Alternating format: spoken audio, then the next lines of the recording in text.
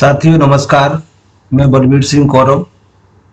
राष्ट्रीय means cum merit छात्रवृत्ति 2022 के संबंध में राज्य शिक्षा केंद्र मध्य प्रदेश भोपाल द्वारा 12 सितंबर 2022 को एक पत्र जारी किया गया है, जिसमें जो फॉर्म भरने की डेट है उसमें उसके बारे में भी बताया गया है। और इस बार जो राष्ट्रीय मीन्स कम मेरिट छात्रवृत्ति के फॉर्म हैं बड़े आसानी से हम भर सकते हैं। हम अपने विद्यालय के छात्रों का रजिस्ट्रेशन स्वयं ही कर सकते हैं।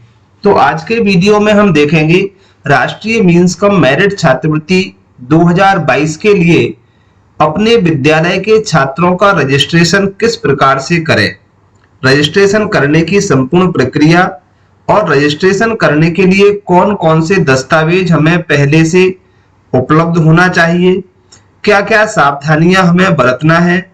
ऐसे बहुत सारे प्रश्न हमारे सामने आएंगे जिनका सभी का सॉल्यूशन आप एक ही वीडियो में देख सकते हैं। इसके लिए आप वीडियो को अंत तक जरूर देखें। तो इसमें हम फॉर्म भरने की प्रक्रिया से लेकर के और आवश्यक दस्तावेज तथा रखी जाने वाली सावधानियां सभी के बारे में बताएंगे। तो सबसे पहले हम जान लेते हैं इस पत्र के बारे में मुख्य बातें। जैसा कि इसका विषय है राष्ट्रीय मीन्स कम मेरिट छात्रवृत्ति योजना अंतर्गत चयन परीक्षा सत्र 2022-23 के लिए 11 नवंबर 2022 को आयोजन होना है। इसके लिए एनएमएमएस की विज्ञप्ति नियम पुस्तिका की एक एक प्रति उपलब्ध कराकर अधिक से अधिक छात्रों को आवेदन पत्र भरने हेतु संबंधित विद्यालय के प्राचार्य संकुल प्राचार्य को निर्देशित करें। आवेदन भरने की लिंक राज्य शिक्षा केंद्र पर ये जो लिंक है www.rskmp.in इस पर उपलब्ध रहेगी। यहां से हम छात्रों का रजिस्ट्रेशन अपने मोबाइल के माध्यम से, लैपटॉप से या कंप्यूटर से किसी भी प्रकार से कर सकते हैं। तो इसके लिए जो मुख्य बेसिक रिक्वायरमेंट है कि जो इस सत्र में, वर्तमान सत्र में कक्षा 8वीं में अध्ययनरत छात्र हैं उन्हीं का केवल इसके लिए रजिस्ट्रेशन किया जाएगा। तो परीक्षा के आवेदन हेतु कक्षा 7वीं का प्रगति पत्रक, आय प्रमाण पत्र या शपथ पत्र ये हमें जरूरी चाहिए। अनुसूचित जाति, यदि कोई अनुसूचित जाति, जनजाति, विकलांग प्रमाण पत्र की सत्यापित प्रति यदि इसके अंतर्गत वो आते हैं तो ये हमें चाहिए। इसके पश्चात इसकी जो डेट है फॉर्म भरने की 12 सितंबर 2022 से लेकर के 23 सितंबर 2022 तक ये फॉर्म भरे जाएंगे। परीक्षा की तिथि है 11 नवंबर 2022 रविवार को परीक्षा होगी।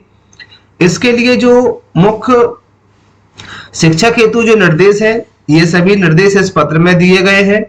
इसके बाद जो संकुल प्राचार्य के लिए निर्देश है वो भी इस पत्र में दिए गए हैं। तो इस पत्र को आप हमारे टेलीग्राम से भी ले सकते हैं और शिक्षा पोर्टल से भी डाउनलोड कर सकते हैं यदि आपके पास नहीं है तो। इसके लिए टेलीग्राम की लिंक हमारे वीडियो के डिस्क्रिप्शन में दी गई है। वहां से आप हमारे टेलीग्राम से या व्हाट्सएप ग्रुप से जुड़े या फिर पर्सनल हमारे व्हाट्सएप से भी आप ले सकते हैं। तो हम इसको रजिस्ट्रेशन करने की प्रक्रिया के बारे में जानते हैं, जहां से सारी रिक्वायरमेंट जो होगी वो पता चल जाएगी। तो इसके लिए हमें किसी भी ब्राउजर पर जाकर के सबसे पहले हम किसी भी ब्राउजर पर जाएंगे और वहां उस ब्राउजर में सिंपली हमें सर्च कर लेना है www या rskmp.in इतना केवल हमें टाइप करना है और टाइप करने के बाद इसे हमें सर्च कर लेना है। जैसे ही RSK की वेबसाइट पर हम पहुंचेंगे तो कुछ इस तरह का इंटरफेस हमारे सामने आएगा। इस इंटरफेस से हमारे शिक्षक साथी भली भांति परिचित होंगे, क्योंकि गत वर्ष जो कक्षा 5वीं और 8वीं के छात्रों की वार्षिक मूल्यांकन हेतु हमने रजिस्ट्रेशन किया था, उनके प्रवेश पत्र डाउनलोड किए थे या उनकी जो अभी प्रोविजनल अंक सूची हमने डाउनलोड की है, त्रुटि सुधार किया है, वो इसी वेबसाइट के माध्यम से की है। तो ये इस तरह का इंटरफेस आएगा। यहाँ शिक्षक या शाला प्रधान जो भी कन्वीनियंट अपने आप को समझे वो इसे अपनी लॉगिन आईडी से ओपन कर सकते हैं। यहाँ हमें लॉगिन शिक्षक की लॉगिन आईडी डालना होगी, यूनिक आईडी जिसे हम कहते हैं, उसको यूनिक आईडी यहाँ पर डालें। उसके बाद पासवर्ड, पासवर्ड में जिस शिक्षक की यूनिक आईडी हम डाल रहे हैं उसी की डेट ऑफ बर्थ, जो भी डेट ऑफ बर्थ है, जैसे किसी की 1/1/1985 है तो 01/01/1985 ये उसकी डेट ऑफ बर्थ इस फॉर्मेट में हमें लिखना है। जैसे कि इस तरह से 1 फिर ओब्लिक फिर 01 फिर ओब्लिक फिर 1985 ये किसी अगर शिक्षक की डेट ऑफ बर्थ है तो इस तरह से हमें इसमें डाल देना है। जैसे 10/1/1985 है या 1/1 है तो 1/1 डाल सकते हैं, जो भी डेट है इस तरह से हमें डालना है और उसके बाद हमें लॉगिन कर लेना है। तो चलिए हम इसे पहले लॉगिन करके देखते हैं। एक लॉगिन आईडी हम डालते हैं, शिक्षक की यूनिक आईडी हमने डाली है,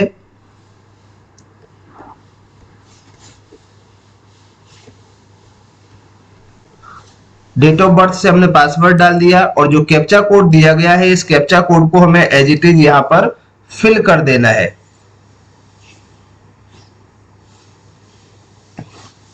तो ये जो कैप्चा कोड है उस कैप्चा कोड को हम फिल कर देंगे और यहां से हम लॉगिन कर लेते हैं। जैसे ही लॉगिन करेंगे तो कुछ इस तरह का इंटरफेस हमारे सामने आएगा, जो कि हम पूर्व में छात्रों के मूल्यांकन के लिए रजिस्ट्रेशन करते थे उसके लिए आता था। तो यहाँ पर एक NMMS का ऑप्शन यहाँ पर और जोड़ दिया गया है, इसके माध्यम से हम रजिस्ट्रेशन करेंगे छात्र का। तो इसके लिए हम NMMS पर क्लिक करते हैं। यहाँ आपको 3 सब ऑप्शन दिखेंगे, पहला है रजिस्ट्रेशन का, दूसरा है गाइडलाइन का और तीसरा है रिपोर्ट का। यदि हमें गाइडलाइन से तात्पर्य है ऐसी नियमावली जो हमें परीक्षा फॉर्म फिल करते समय आवश्यक होगी, तो हम पहले गाइडलाइन को देख भी सकते हैं, इसका प्रिंट भी निकाल सकते हैं। चलिए एक बार गाइडलाइन सभी के साथ हम शेयर कर लेते हैं। तो ये राष्ट्रीय मीन्स कम मेरिट छात्रवृत्ति योजना चयन परीक्षा 2022-23 आवेदन पत्र भरने के निर्देश, ये शिक्षा हेतु उस पत्र में भी दिए गए थे और यहाँ भी आपको दिए गए। इसमें मुख्य रूप से जो चाहिए आपको वो शिक्षक का, विद्यार्थी का नाम, समग्र आईडी, विद्यालय का नाम, डाइस कोड, शिक्षक का नाम, मोबाइल नंबर एवं आईडी जिससे के लिए ये भरा जा रहा है उससे संबंधित, कक्षा 7वीं की अंक सूची, आय प्रमाण पत्र, अनुसूचित जाति अनुसूचित जनजाति या निशक्तता तक का प्रमाण पत्र, छात्र का नवीन रंगीन पासपोर्ट साइज का फोटो जिस पर डेट और हस्ताक्षर दोनों ही चीजें होना चाहिए, आधार कार्ड की छाया प्रति, ये आपको दस्तावेज चाहिए। इन दस्तावेज को आपको हार्ड कॉपी में भी फॉर्म के साथ संलग्न करना है और संकुल प्राचार्य को इन्हें देना होंगे वेरीफाई करा के। तो ये हमारे विद्यालय के लिए आवश्यक निर्देश थे, ये संकुल प्राचार्य के लिए निर्देश दिए गए हैं। इन निर्देशों का पालन संकुल प्राचार्य को करना होगा। ये थोड़ा जूम करके शेयर कर लेते हैं। तो आप यहां से भी आप स्क्रीनशॉट ले सकते हैं या इसे डायरेक्ट जब हम फॉर्म भरेंगे उस समय भी खोल सकते हैं। तो यहां से आप स्क्रीनशॉट भी ले सकते हैं। तो ये संकुल प्राचार्य के लिए निर्देश है, ये यहाँ पर शिक्षक के लिए निर्देश है जो फॉर्म भरेंगे उसके लिए। तो यहां से हम इनके निर्देशों को देख सकते हैं। अब इसके बाद हम बात करें तो आगे की जो प्रक्रिया है इसको भरने की, उसे हम देखते हैं कैसे हमें इसको भरना है। तो यहां हम जाते हैं NMMS पर, यही 3 ऑप्शन। इसके बाद हम चलते हैं रजिस्ट्रेशन पर। तो हम रजिस्ट्रेशन करने पर जब क्लिक करेंगे तो इनका फॉर्म जो फिल करना है रजिस्ट्रेशन के लिए वो ओपन होके आएगा। यहाँ आपके विद्यालय में दर्ज सभी बच्चों की सूची आ जाएगी, जितने भी विद्यालय में आपकी में छात्र दर्ज हैं कक्षा 8वीं में वो सभी आ जाएंगे। अब जिस विद्यार्थी का हमें फॉर्म फिल करना है उसका हम यहाँ पर समग्र आईडी और उनका नाम देखेंगे। इसके बाद जो राइट का निशान लगा हुआ है, जिस विद्यार्थी का हमें फॉर्म फिल करना है, रजिस्ट्रेशन करना है, उसके राइट पर हम क्लिक करेंगे। जैसे सबसे पहले हम देखते हैं, यहां क्लिक कर देते हैं फर्स्ट नंबर पे ही। तो ये इस तरह से इस छात्र का फॉर्म खुल करके सामने आएगा। अब यहाँ पर आप ध्यान रहे कि जो मैंडेटरी है, मतलब जिसे हमें भरना आवश्यक है, उसके बगैर फॉर्म सबमिट नहीं होगा, उन पर रेड स्टार बना हुआ है। उस बॉक्स को हमें अनिवार्यता चेक कर लेना है और उसकी जानकारी को फिल कर देना है। जिस छात्र का हम फॉर्म रजिस्ट्रेशन के लिए भर रहे हैं, उसके लिए हमें पहले विद्यालय का डाइस कोड, समग्र आईडी छात्र की, विद्यालय का नाम, इसके बाद विद्यार्थी का नाम, उसकी डेट ऑफ बर्थ।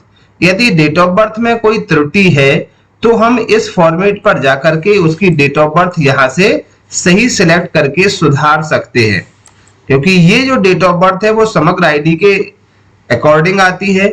आपके एनरोलमेंट रजिस्टर में जो भी डेट ऑफ बर्थ है, जो छात्र की आधार कार्ड में डेट ऑफ बर्थ है, उन सभी का एक सा मिलान होना चाहिए। इसे हम सुधार सकते हैं।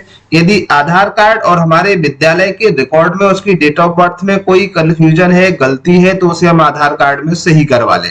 हमें अपने विद्यालय के अनुसार ही आधार कार्ड में रखना है। कक्षा, इसके बाद मीडियम को हमें सिलेक्ट करना है, यहाँ से मीडियम सिलेक्ट कर लेंगे जिस मीडियम के लिए छात्र का रजिस्ट्रेशन करना है। जेंडर, कैटेगरी को हमें सिलेक्ट करना होगा, SC ST OBC जनरल जो भी कैटेगरी आती है। दिव्यांगता के लिए 2 कॉलम है। यदि 40% या इससे अधिक दिव्यांगता है तो हमें उसकी दिव्यांगता का प्रकार यहाँ पर सिलेक्ट कर लेना है पहले। यदि है तो यस, अगर नहीं है तो नो कर देंगे तो इस कॉलम में ऑटोमेटिक फ्रीज हो जाएगा, इसमें कुछ भी चीज नहीं भरना है। यदि हम दिव्यांगता में यस करते हैं तब हमें यहाँ पर उसकी दिव्यांगता का प्रकार, जो डिसेबिलिटीज है, उन डिसेबिलिटीज में से कोई एक डिसेबिलिटीज जो भी उसका प्रमाण पत्र है, सर्टिफिकेट है, उसी को सिलेक्ट करना होगी। इसके पश्चात पिता का नाम में यदि कोई मिस्टेक है तो हम उसे भी सुधार सकते हैं। इसके बाद पिता का व्यवसाय हमें यहाँ से सिलेक्ट करना है, जो भी व्यवसाय है। माता का नाम और माता का व्यवसाय भी हमें यहाँ से सिलेक्ट करना है। पालक का मोबाइल नंबर, इसे हम मैंडेटरी नहीं है, इसके बावजूद भी हम इसे हमेशा भरेंगे। अभिभावक की वार्षिक आय, इसे हमें भर लेना है। इसके बाद पता यहाँ पर हमें टाइप कर देना है, जो उनका पोस्टल एड्रेस है। नेक्स्ट आ जाता है लास्ट में बच्चे का हस्ताक्षर के साथ फोटो।